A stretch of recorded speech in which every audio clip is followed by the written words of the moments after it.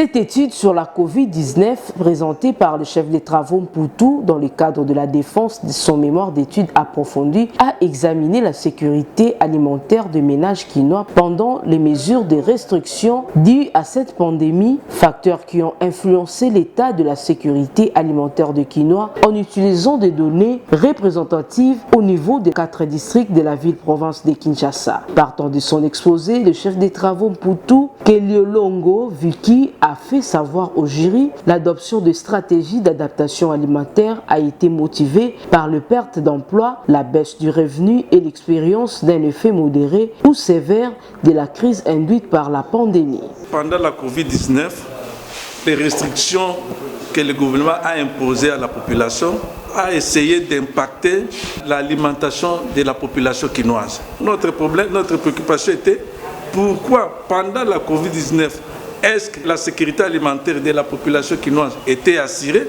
ou pas?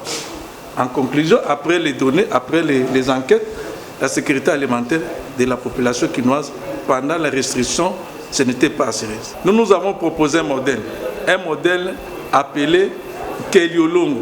C'est maintenant aux décideurs d'appliquer ce modèle-là pour que désormais, si nous avons des cas pareils, nous avons des inondations, des pénuries, des ceci, l'État peut courir à ce modèle-là.